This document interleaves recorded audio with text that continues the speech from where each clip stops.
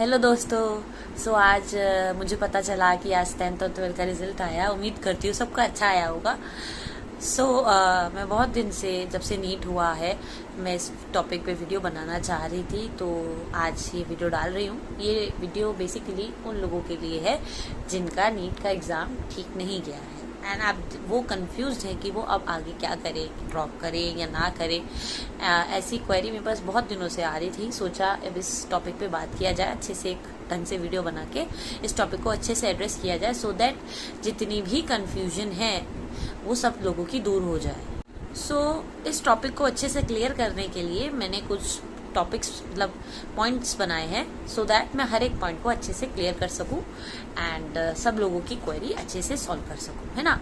तो सबसे पहले ये है कि पहला डाउट, ड्रॉप करें या प्राइवेट कॉलेज लें। देखो क्या फ़र्क है प्राइवेट कॉलेज और गवर्नमेंट कॉलेज में। सबसे पहले मैं ये बात करूँगी। देखो यार, प्राइवेट कॉलेज और गवर्नमेंट कॉलेज में सबसे पहला फ़र्क, जो कि बहुत बड़ा फ़र्क है, वो है फीस का फ़र्क। जैसे कि अब मैं गवर्नमेंट कॉलेज में जाती हूँ, गवर्नमेंट कॉलेज में मेरा एडमिशन हुआ है, ठीक है, दिल्ली के कॉलेज में। वैसे तो अब तो मैं दिल्ली में रहती हूँ, तो मेरा ऐसा जितना कुछ खर्चा नहीं होता, बट अगर मान लिया जाए हॉस्टल भी लगाया जाए तो मेरी एक साल की फ़ीस है इस समय 7,000, जो सबको देती है। अगर हॉस्टल भी मैं लेती तो एक महीने की मतलब होती 10 से 15,000, दैट्स इट। एंड जो आप खर्चा लेते हैं उसके अलावा, है ना। वही दूसरी बात, यही चीज़ अगर आप प्राइवेट कॉलेज में करते हैं तो मतलब 12-14 लाख साल की फ़ीस, है ना। ऊपर से 1-1.5 लाख आपका होता है हॉस्टल का फ़ीस, ऊपर से खर्चा अलग, है ना। ये तो टोटल मिला के फीस में MBBS में अगर प्राइवेट कॉलेज से करो इंडिया में, तो वो आता है कम, तकरीबन 70-80 लाख का खर्चा हो ही जाता है, ठीक है। तो ये फीस का सबसे बड़ा जो मेजर फ़र्क है, और मैं ये कहूँगी सिर्फ यही फ़र्क है जो है अफेक्ट करता है, क्योंकि देखो हर कोई इतने पैसे अफोर्ड नहीं कर सकता, ठीक है। एक ये मेजर फ़र्क है। दूसरा, मेरी नज़र में और कोई फ़र्क नहीं है। मतलब थोड़ा कह सकते हैं, थोड़ा सा इन्वायरमेंट का लिटिल बिट फ़र्क होता है, क्योंकि देखो गवर्नमेंट में अब जैसे मैं जा रही हूँ तो बहुत कॉम्पिटिटिव माहौल है। बाकी और कोई पढ़ाई आप सोचो गवर्नमेंट में अच्छी होती है, प्राइवेट में अच्छी नहीं होती, ऐसा कुछ भी नहीं है। अब आप लोग कहेंगे अगर ऐसा ही था तो मैंने क्यों नहीं लिया। मेरे केस में ये था कि मुझे प्राइवेट नहीं लेना था। मतलब कि मतलब एक का होता है कि यार MBBS करनी है लोगों को, तो वो कर सकते हैं प्राइवेट से लेने में कोई इशू नहीं था मेरे को। बट इट्स जस्ट दैट मेरे को MBBS नहीं, मुझे गवर्नमेंट कॉलेज मीन्स के नीट क्रैक करना था। दैट इज़ वाई मुझे, इसलिए मैंने इतने ड्रॉप लिए, मैंने प्राइवेट नहीं लिया। ऊपर से क्या नाम है कि एक्चुअली मेरे भाई ने गवर्नमेंट कॉलेज से किया है, सो एक रहता है ना कि भैया ने उससे किया है तो मैं भी वही करूं। तो मेरे मन में ये इच्छा थी शुरू से तो कि मुझे गवर्नमेंट कॉलेज ही से करना है, ठीक है। एंड एक तीसरा ऑप्शन ये भी आता है, फॉरेन से कर सकते हैं। जैसे कि बहुत सारी जगह आते हैं, चाइना हो गया, रशिया हो गया, यूक्रेन हो गया। ये 3 कंट्रीज हैं ऐसी, सॉरी, जिससे सबसे ज़्यादा लोग करते हैं। बट इस चीज़ के लिए मैं नो कहूँगी। बिफोर द कोविड ये सब चीज़ें नॉर्मल थी, है ना। बट आफ्टर कोविड देखो चाइना में सबसे ज़्यादा अनसर्टिनिटी आई। कोविड के दौरान बच्चे बहुत यहाँ आ गए, ठीक है। घर से कर रहे थे, ठीक है। फिर उसके बाद यूक्रेन रशिया का वॉर का हुआ, उसके कारण भी बच्चे बहुत यहाँ आए, तो बहुत ही अनसर्टिनिटी आई। देखो चाइना के अब चीज़ें नॉर्मल हुई हैं, मैं मान रही हूँ, बच्चे गए वापस, बट उस चीज़ की कोई वैल्यू नहीं है। देखो MBBS कोर्स जो है वो प्रैक्टिकल नॉलेज पे बेस्ड है, आप घर बैठ के नहीं डॉक्टर बन सकते ना। एंड ऊपर से इंडिया के जो गवर्नमेंट ने उसने भी ये कहा कि जो बाहर से लोग कर रहे हैं उनको ऐसे घर से मतलब उनकी कोई वैल्यू नहीं रहेगी, है ना। ऊपर से अब यूक्रेन और रशिया सिक्योरिटी पर्पस के लिए भी आप लोगों ने सबने देखा कि कितना प्रॉब्लम हुआ वहाँ से बच्चे का आने में, है ना। एंड ऊपर से अब अभी भी बच्चे यही हैं, अभी भी उस चीज़ पे चल रहा है कि इंडिया में जगह मिलेगी कि नहीं मिलेगी कॉलेजेस में, मेडिकल कॉलेज में, जो कि टेक्निकली अगर देखा जाए वो जस्ट नेक्स्ट टू इम्पॉसिबल है। कैसे किसी को कैसे जगह मिल जाएगी, मतलब फिर पता नहीं, मे भी शायद टेक्निक मिल जाए, मैं तो चाहूँगी सबको, मतलब but it's very tough to say about on this. इतनी अनसर्टिनिटी क्यों लानी है। तो फॉरेन के लिए ये थोड़ा सा रॉन्ग है। अब भी सिचुएशन अब ऐसी नहीं रही है। हाँ, कोविड से पहले आप लोग कहते वो जो लोग गए हैं उनका बेटर है, वो करके आ चुके होंगे, बट अब सिचुएशन ऐसी नहीं है। इनफैक्ट अभी भी यूक्रेन में चीज़ें नॉर्मल नहीं हुई हैं, बच्चे अभी भी यहीं तक है ना। सो फॉरेन का मैं कहूँगी आप उसे अवॉइड कीजिए, ठीक है। और प्राइवेट में सिर्फ एक यही फ़र्क है कि फीस का इशू रहता है, बाकी पढ़ाई के में कुछ इशू नहीं है।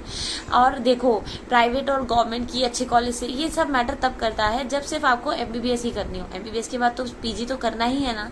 तो अगर किसी का ऐसा नहीं है मेरी तरह कि अरे मतलब प्राइवेट से नहीं करनी है, गवर्नमेंट से करनी है, तो ठीक है, तो आप प्राइवेट ले सकते हैं, ऐसा कोई फ़र्क नहीं है।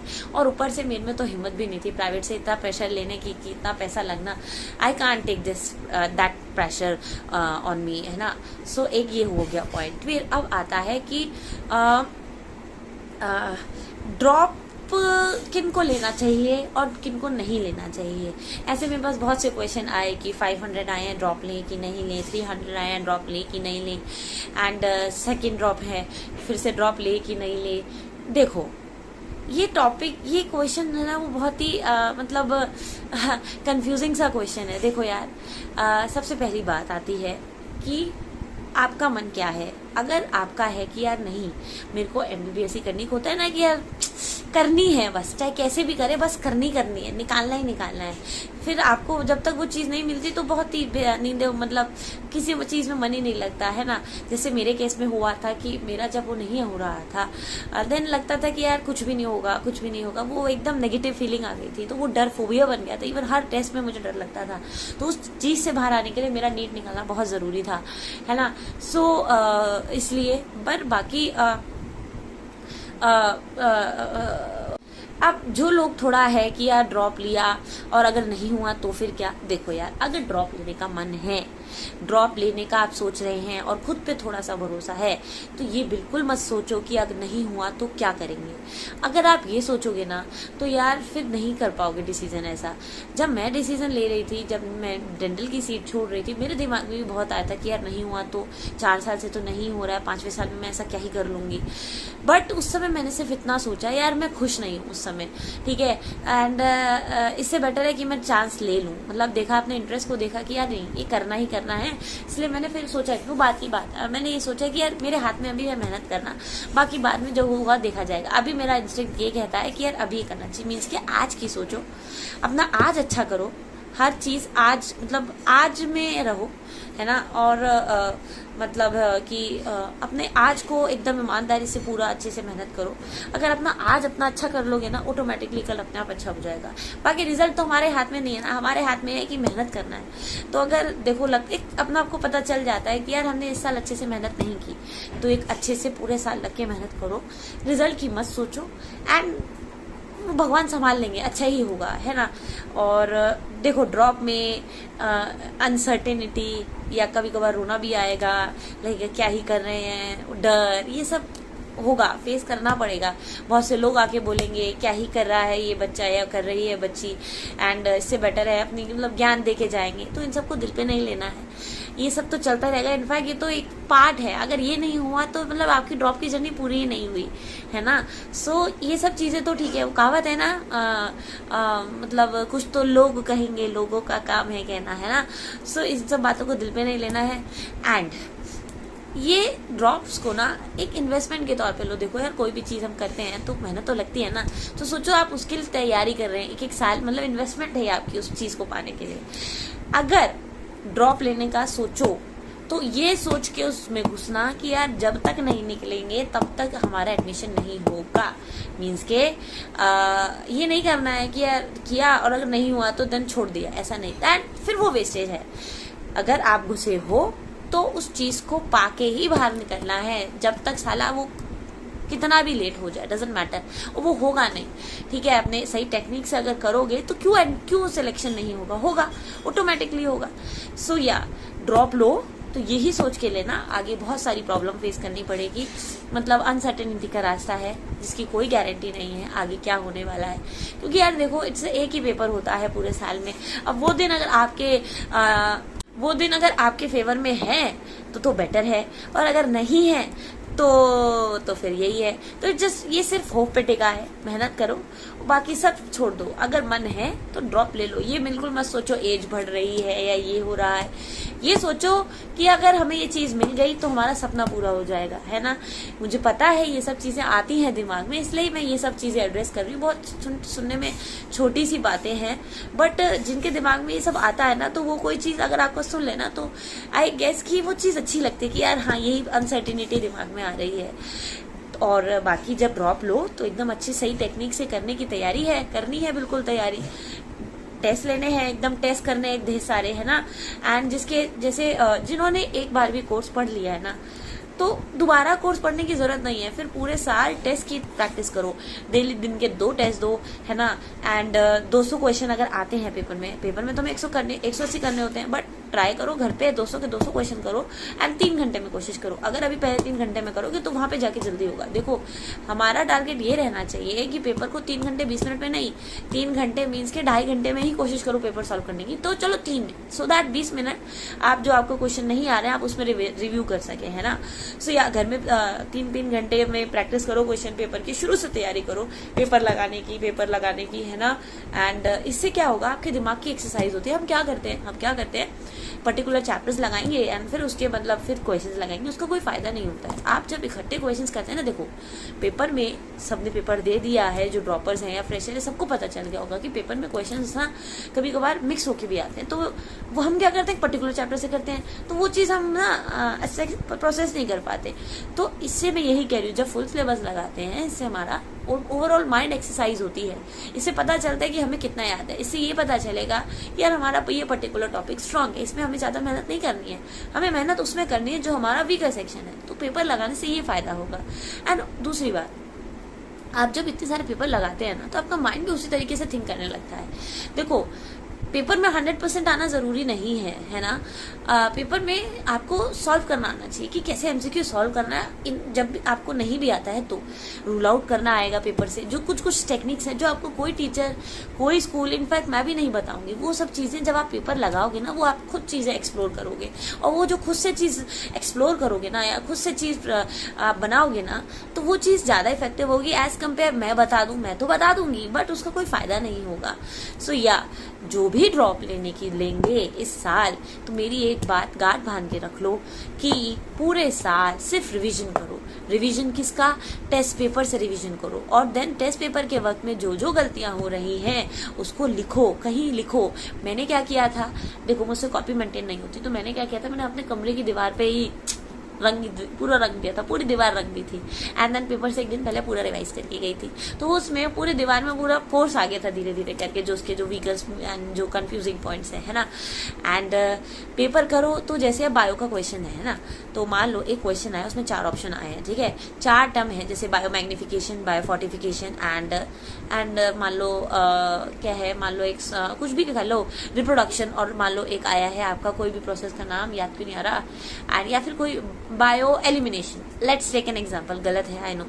तो मान लो आपका आंसर है बायो मैग्निफिकेशन, तो आपको बायो फोर्टिफिकेशन, उन तीनों ऑप्शन के बारे में भी थोड़ा थोड़ा पढ़ना है या सोचना है कि अच्छा बायो फोर्टिफिकेशन अगर आंसर होता तो उसका क्वेश्चन क्या होता। मतलब हर ऑप्शन को देखना है कि यार इसका आंसर अगर ये होता तो क्या होता, पॉसिबिलिटी देखनी है कि यार इससे रिलेटेड और क्या है, जो अगर आपको लगता है कि मेरा ये टॉपिक वीक है तो उसको भी रिवाइज करना है। तो basically I just want to say that कि पेपर को सॉल्व करो तो ऐसे नहीं करना है कि जस्ट पेपर सॉल्व कर लिया, आंसर मिला लिया, जो गलती हुई उसको ठीक कर लिया and that's it. No, it's not. आप रिवीजन कर रहे हैं थ्रू पेपर ओनली, तो आपको पेपर का अच्छे से डायसेक्शन करना है, अच्छे से उसका मर्डर करना है, एक एक क्वेश्चन का अचार निकाल के एकदम पी जाना है, ठीक है।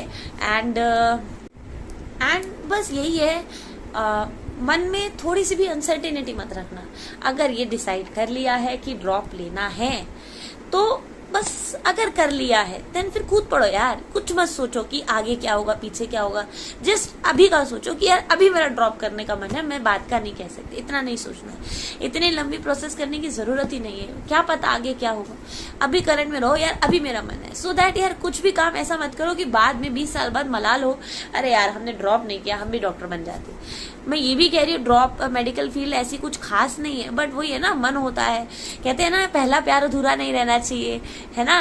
सो दुख होता है यार, मैं समझ सकती हूँ नहीं हुआ, देन उसके बाद सोचते रहने का वो चीज़ नहीं चाहिए। इनफैक्ट अब मेरा हो गया है तो इससे कुछ फर्क नहीं पड़ रहा है, मैं अब भी वैसी हूँ, टेंशन में रहती हूँ, बट यही है ना, एक सेटिस्फैक्शन तो है ना कि यार वो चीज मिल गई, तो वो लगता है। अब जैसे जो लोग 3 ड्रॉप कर लिए हैं, जो सेकंड दो ड्रॉप कर लिए हैं जिन्होंने, उन्हें पता है मैं क्या कह रही हूँ। वो बाद में इतना आगे चलने के बाद फिर से जीरो से स्टार्ट करना, it's very difficult, it's very very difficult. So या तो अगर इतना आगे आ गए हो तो पीछे मत मुड़ के देखो, आगे बढ़ो।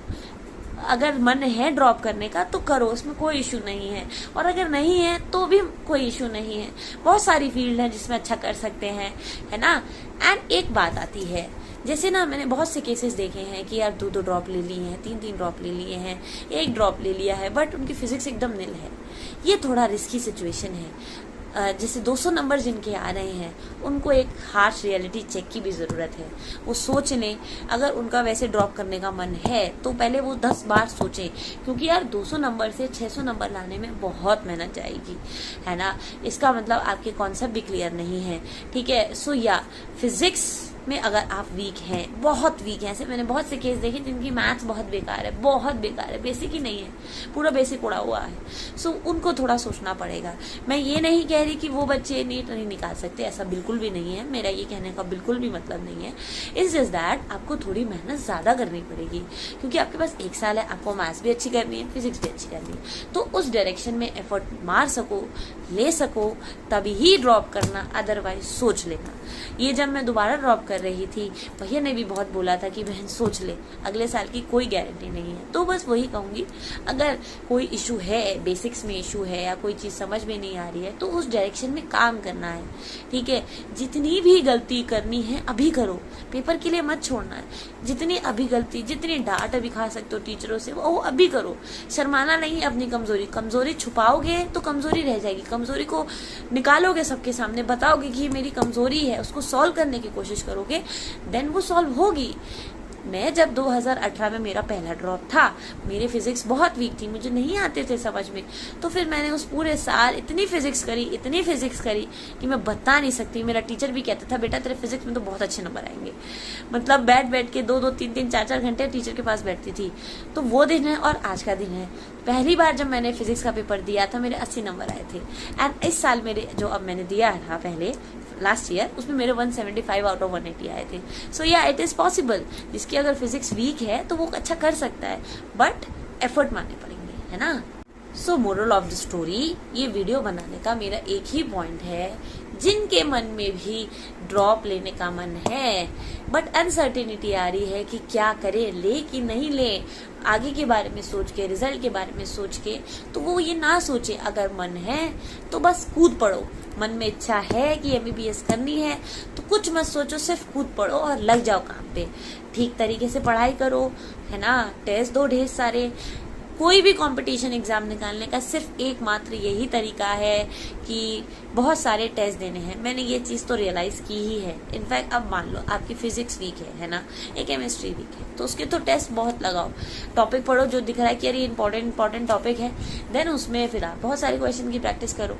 सो या एंड एक नया टॉपिक है इसमें कि जैसे ना मैंने एक दोस्त की क्वेरी ये सुनी कि यार आसपास कोचिंग नहीं है, ऑनलाइन या ऑफलाइन कोचिंग नहीं है, तो हम क्या करें। देखो यार, मैंने ये कहा है कि कोचिंग जाना ज़रूरी है, कहीं बाहर जाना ज़रूरी है, बट इसका मतलब ये नहीं कि आप घर में बैठ के सिलेक्शन नहीं करा सकते। अब तो बहुत सारे ऐसे आ गए हैं कि आप घर पे बैठ के भी आप तैयारी कर सकते हैं। PW आ गया है, बहुत सी चीज़ें हैं, ऑनलाइन चीज़ें आ गई ना अब तो। LN वालों ने भी बहुत अच्छा निकाल दिया ड्यू टू कोविड, है ना। सो देखो यार, मुझसे नहीं पढ़ाई होती थी online, I am not an online person, मैं बोर हो जाती हूँ, ठीक है। सो अगर देखो घर पे तैयारी करो, आपको एक अलग चीज का ध्यान भी रखना, आपको बिल्कुल कंसिस्टेंसी बनाए रखनी है। देखो बच्चा जब बाहर जाता है या टेस्ट देने जाता है तो वो ऑटोमेटिकली तैयारी करता है, क्योंकि डर होता है। और हम लोगों की बहुत गंदी आदत, जब तक दिमाग पे प्रेशर ना पड़े हम कुछ काम नहीं करते। तो जो लोग घर पे बैठ के तैयारी करना चाहते हैं, मतलब करनी पड़े, जिनके आसपास कोचिंग नहीं, तो आप घर पे बैठ के भी तैयारी कर सकते हैं, कोई प्रॉब्लम नहीं है, उससे भी आपका पेपर निकल जाएगा। इट्स जस्ट दैट आपको इन सब चीज़ें तो करनी है जो मैं बोल रही थी, बट इसके अलावा कंसिस्टेंसी भी बनाए रखनी है, अपनी चीज़ों को मोनोटोनस नहीं होने देना है। But online test series join कर सकते हो। देखो यार, ये पेपर जो है ना वो कॉम्पिटिशन का है, तो जब तक आप अपने आप को एक्सेस मतलब अपने आप को टेस्ट नहीं करेंगे कि यार आपकी रैंक आप कहाँ स्टैंड कर रहे हैं, तो कोई फिर वो कोई फायदा नहीं है। तो अगर आप ऑफलाइन टेस्ट नहीं दे सकते तो आप ऑनलाइन टेस्ट दीजिए। रैंक पता करनी बहुत जरूरी है कि आपकी 1 लाख बच्चों में, 2 लाख बच्चों में कितनी रैंक आ रही है ना। सो या मोरल ऑफ द स्टोरी, इस वीडियो का यही मोरल है, जो भी बच्चे ड्रॉप करना चाहते हैं पर मन में थोड़ी सी टेंशन है कि यार होगा कि नहीं होगा, आगे की क्या गारंटी है, तो ये बिल्कुल मत सोचो। आज में जियो, अपना आज अच्छा करो, डेली अपना आज जो भी है छोटे छोटे टारगेट्स बनाओ सोने से पहले कि यार अगले दिन ये करना है, पर लिमिट में बनाओ। ये नहीं करना है कि ढेर सारा बना लिया और हो ना, पहले थोड़ा बनाओ, फिर धीरे धीरे करके टारगेट बढ़ाओ, पर ये कोशिश करो जो टारगेट है उसको पूरा ही करना है, बाय कैसे ना कैसे, ठीक है। छोटे छोटे टारगेट्स बनाओ, टेस्ट लगाओ, और तो बस यही है, तो ये हो जाएगा, कोई टेंशन वाली बात नहीं है। It's just a phase. And ये ड्रॉप ईयर है ना, आपको आपकी पर्सनैलिटी भी अंदर से बहुत अच्छी कर रहे हैं, उसमें इम्प्रूव कर रहे हैं। जो भी आपके नेगेटिव इम्पैक्ट, नेगेटिव क्वालिटीज हैं वो भी ठीक करेंगे। मैंने तो फील किया ड्रॉप्स ने मेरी एकदम पर्सनैलिटी चेंज कर दी है। मैं पहले ओवर कॉन्फिडेंट रहती थी, बट अब पता चल गया रियलिटी क्या है ना। सो या and just a competition. No, आप अगर अच्छे से मेहनत कर रहे हैं तो 100% होगा सिलेक्शन। कोई वो नहीं है कि यार देखो जिनके 620 आ रहे हैं, जिनको 600 आ रहे हैं, वो बात अलग है। 620 वाले का एडमिशन हो गया, 600 का नहीं होगा, बट मेरी नज़र में 100, तो वो लक फैक्टर है। तो मेहनत करो यार। कभी कभार होता है कि लक फैक्टर भी काम नहीं करता, बट कभी तो करेगा ना, ऐसा नहीं है। सो अगर ड्रॉप लेना की सोचो तो एक बात सोच लेना ना, ड्रॉप लेने बाहर निकलना तभी जब आप हाथ में सीट लेके वापस आए, है ना। सो मैं यही कहना चाहती थी इतने दिनों से कि यार जिनका नहीं गया है अच्छा, तो उन्हें उदास होने की ज़रूरत नहीं है। आई नो ये फेज बहुत ही डिफ़िकल्ट होता है, मेरा भी बहुत डिफ़िकल्ट हुआ करता था। एंड मैं तो पूरे दिन सोया करती थी कि यार इस फीलिंग से दूर भागना है कैसे ना कैसे, but it's just a phase. बुरा वक्त है, चला जाएगा, मेहनत करो अच्छे से। And again heartiest congratulations to all the 12th जिनका आज रिजल्ट आया है। एंड 10th वालों तो 11वीं में सोच रहे होंगे कि क्या लेना है क्या नहीं लेना है ना। सो उनको भी कॉन्ग्रेचुलेशंस एंड या ऑल द बेस्ट। एंड अभी तो बहुत टाइम है, रिजल्ट में थोड़ा रिलैक्स करो नीट वालों। एंड जिनको ड्रॉप लेना है उनका तो ठीक है, अभी फिर भी रिलैक्स करो, 2-4-5 दिन थोड़ा रिलैक्स, थोड़ा ज़रूरी है। अभी तो गया है नीट का पेपर। एंड जिनका अच्छा गया है उनको तो मस्ती कर ही रहे होंगे दवा के। And if I am not wrong, अभी नीट का पेपर अभी एक बार और होगा मणिपुर का, तभी रिजल्ट आएगा। तो रिजल्ट में तो अभी आपको बहुत टाइम है। सो या ऑल द बेस्ट। एंड कोई भी प्रॉब्लम हो you can follow me on Quora and Instagram and also comment section में भी आप बता सकते हैं। तो ये वीडियो अगर किसी भी तरीके से आप लोगों को काम आई, so please like share and subscribe and या बाय।